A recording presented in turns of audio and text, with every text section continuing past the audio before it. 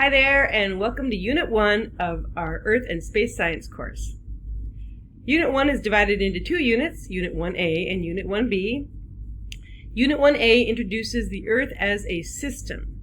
It's going to cover open and closed systems and feedback loops within systems, and it will also introduce you to some natural resources. Unit 1B is going to cover how Earth scientists use the scientific method, and it's going to review some basic science concepts. Today we're going to begin with Unit 1A, and this consists of 3 videos. We'll start with Intro Video 1A.1. Here are the learning outcomes for Unit 1A, and I'm going to hide myself so you can read the whole screen. As described in the how-to videos, I suggest you pause the video and write these down in your notes. The name of our first video is Earth as a System. Now here's a good example of a slide that I do not want you to write down in your notes. It's not necessary. This is just to get you thinking. So the question is, what do Earth scientists do? And I want you to pause the video and read through this list of 12 items and just write down the number in your notes. Which of these do you think Earth scientists do? Now that you're done, I bet you're saying to yourself, Dr. Naj, I think you're trying to fool us. I think Earth scientists do all these things. And you would be right. They do all these things. This is a good example of how broad Earth science is. Now, not all Earth scientists do all these things. Some people specialize in floods, and some people specialize in tides or glaciers or fossils or meteor impacts, etc. What are the different branches of Earth science that are generally out there and that we're going to study? Well, one branch is meteorology. Meteorology is the study of the atmosphere, and in particular the climate and the weather. Geology is the study of the solid Earth, including minerals, rocks, earthquakes, volcanoes, and things such as the deep Earth. Oceanography is the study of the Earth's oceans, as it sounds. But it's not just the study of the water, it's also the study of the animals and organisms that are in the oceans, as well as the seafloor. And then finally, astronomy is the study of space and also the origin of the universe. I'm going to start with this question. What is a system? I'd like you to pause in your notes and jot down what comes to your mind when you think of a system. Okay, so here's my definition of a system. It's a group of interacting parts that form a complex whole. Now that's kind of a weird definition, but once you think of some examples, they kind of fit. So here's some examples that I thought about. The circulatory system. This is a system in your body that involves the heart and blood vessels and pumps blood through your body. The air traffic control system. This involves people and instruments, and it makes sure that airplanes depart and arrive on time, and it just takes care of the flow of air traffic through the air. System of checks and balances. This is a system that was developed by our U.S. government to make sure that none of the 3 different branches of government abused their power. Is the Earth a system? Well, yes, it is. And in fact, Earth system science is what we're talking about right now. It has many different interacting parts. So what are these different systems? Well, looking at this picture, we can see some different systems. There's a lot of blue there, and that would represent the hydrosphere, the water on the planet. The clouds represent part of the atmosphere. Continents that you can see here are part of the geosphere, or the solid Earth. You can't see the biosphere in this picture, but that would represent life, all of the plants and animals that are on Earth. And then scientists often add a 5th sphere called the cryosphere, and this represents the glaciers and ice sheets that are on the Earth. You can't see them in this picture. So I'm going to show you a little sketch here, and I'd like you to sketch it with me, so you might pause at different parts, and I'm going to hide me so you can see the whole picture here. And this is going to show an interaction of the geosphere and the hydrosphere. And what I've drawn here, this sketch is called a cross-section, as if we sliced vertically through the Earth's surface and we're looking at it from the side. So to represent the hydrosphere, I'm going to draw a part of the water cycle, which I'm sure you've heard about. Now I'm going to start with evaporation. Of course, it's a cycle, so we can start anywhere. So we have evaporation out in the ocean. So water is going from liquid to gas or to water vapor.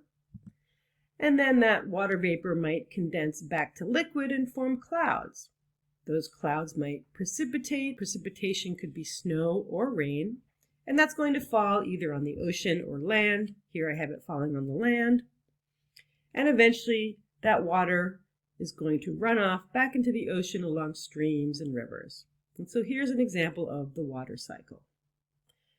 To represent the geosphere, I'm going to add tectonic plates below the surface in my sketch. Now, all of the Earth's surface rides on top of these slowly moving plates, and we'll talk about this when we talk about geology. In this picture, I've drawn two plates, A and B, and they're moving towards each other. In fact, plate B is actually diving down below plate A in a process called subduction. And now I'm going to add some rocks that represent a part of the rock cycle. Again, it's a cycle, so I can add anywhere I want. And I'm going to add, at this location here, deposition. You could imagine maybe some sand being deposited at the beach.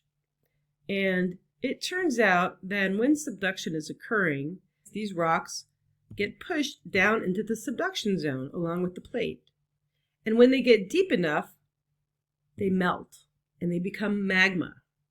And magma is liquid rock, and liquid rock is less dense than solid rock, so it actually rises through the rocks, and if it makes it all the way to the surface, it erupts as a volcano.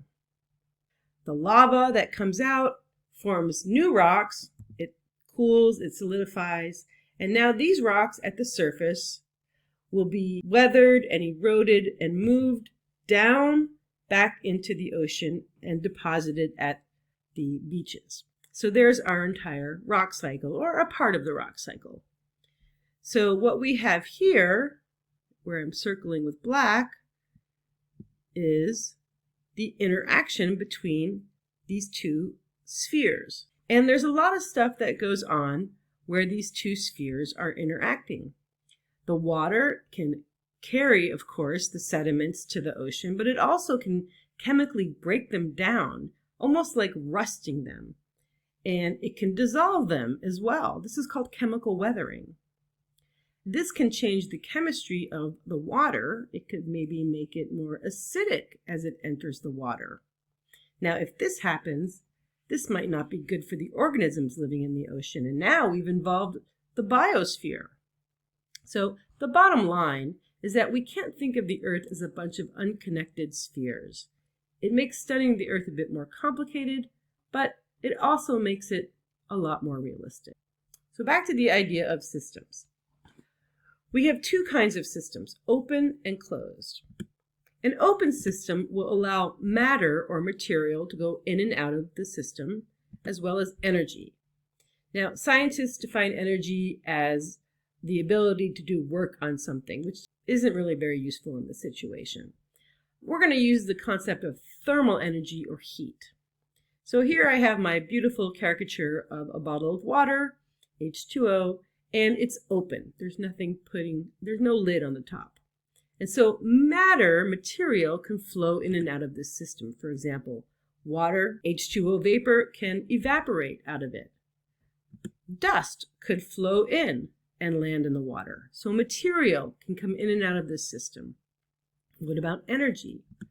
Well, if that water is very, very hot compared to the outside, then heat is going to go in the direction from the water out into the environment by conducting through the side of the bottle. On the other hand, if the water is very cold, like ice water, then heat will come from the environment and transfer in and warm that water up. The other kind of system is a closed system, and in this case, we can imagine putting a cork in the bottle. So material cannot go in and out of a closed system, but energy can. So we can still have this heat going in and out, depending on which side is hotter. Heat always transfers from hot to cold, but matter cannot go in and out because we have a cork on it, so these processes that we saw earlier cannot happen. Now, in nature, There are many, many examples of open systems. Rivers, a coral reef, a beehive. You can think of lots of things where materials going in and out. An example of a closed system, you could think of your automobile's cooling system.